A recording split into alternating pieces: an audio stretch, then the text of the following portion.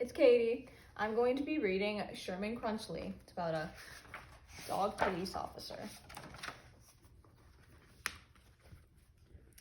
Sherman Chrunchley was a police officer. His great, you get the idea, grandfather was the first ever chief of police in Biscuit City. A Chrunchley had been the chief of police ever since, including Sherman's great-grandmother, Zelda Chrunchley. Kirby Chrunchley, Sherman's father, was the current chief. In a month, when his father retired, Sherman was in line to take his place. But Sherman hated being a police officer. He only did it because it was expected of him. Sherman's problem was that he was so nice. He couldn't bear to say no to anyone or anything.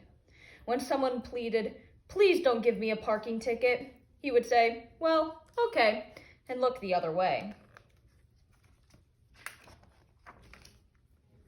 If he had to break up a fight, he would run in with a box of donuts and yell, "Free snacks!" to distract everyone. He ended up doing all the boring paperwork at the office because he was the only one who never said no to the sergeant. Sherman really didn't enjoy anything about his job, except maybe the hat. Sherman loved all kinds of hats. He had so many hats, he hardly had room for anything else. At the end of every miserable day, Sherman made himself feel better by trying on one of his hats. One evening, when Sherman was trying on his sombrero, his mother phoned. She was planning a retirement party for his father. "Will you be in charge of party favors?" she asked. Sherman said yes, because he couldn't say no.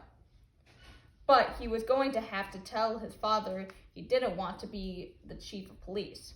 That meant having to say no, and somehow he had to do it before the party. He decided to go to the library for help. Sherman found the perfect book, How to Say No. When he got home, Sherman realized it was a book about how to say no in foreign languages. He read it anyway. By the time he finished it, he could say no in Japanese, Spanish, French, and several languages he'd never ever even heard of. But he still couldn't say no to his father.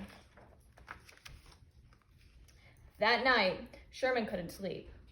While he was watching the late, you get the idea show, he saw a commercial. It was a video called Must Say No. He ordered it with special day delivery. When it arrived, Sherman ripped open the box. The video was How to Raise Snails. They had sent him the wrong tape. He called the number on the box to complain. A nice lady answered. "Hello," she said. "Were you pleased with the tape, sir?" Sherman said yes and hung up. The party was coming up soon, and Sherman was growing more and more upset. When Sherman got upset, he liked to buy a new hat. He looked through the newspaper to see if there were any hats on sale. On the last page, he saw an ad that made him very excited. "Want to lose weight? Are you afraid of the dark? See me, Professor Hamboni, world's greatest hypnotist." That was it. If Sherman got hypnotized, he'd be able to tell his father.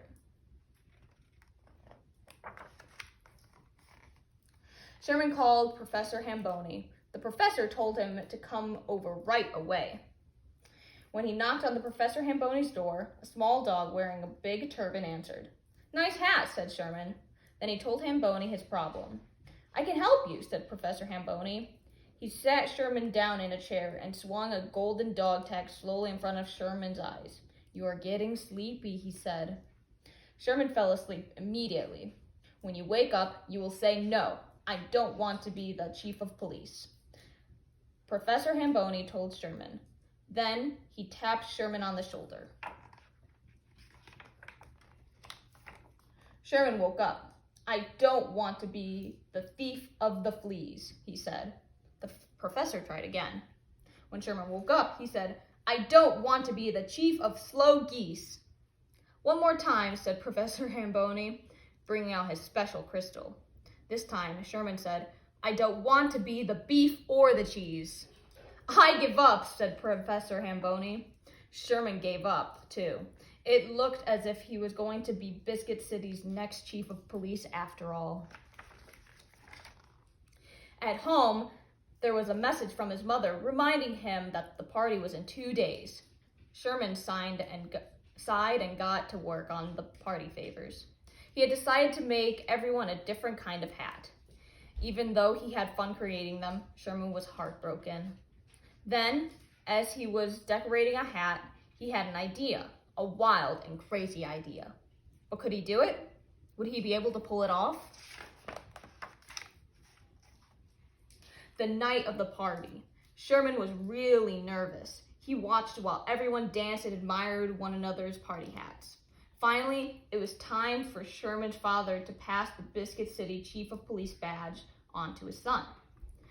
Sherman's mother said, "Please find your seat," by looking at the place cards Sherman made. Everyone sat down. Sherman's father looked around the table. "Sherman, is this some kind of joke?" he demanded. Sherman stood up slowly. "I have a confession to make," he mumbled. "I don't like being a police officer. I never have. I just couldn't say no." The crowd gasped. His mother fainted. Sherman waited for his father to start yelling.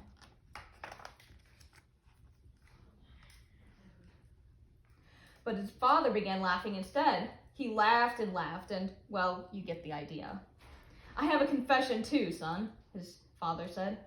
"I don't really want to retire. I was only doing it because I thought you wanted to be the chief of police. And how could I say no to you?" Sherman heaved a big sigh of relief. "I guess you're the new old chief of police," he said. "Hip, hip, hooray," Cousin Dudley shouted. Everyone cheered, including Sherman's mother. "Would you like a job in the cafeteria?" his father asked. Sherman thought for a second. "No, thank you," he answered. "Well said," his father replied. "Then what are you going to do, Sherman?" his mother asked. "Oh, I'm sure I'll figure something out," said Sherman. Says Sherman's House of Hats. "Do you think this is too fancy for me?" "No." "Do you mind if I just browse?" "No." "Do you ever miss police work?" "No." The end.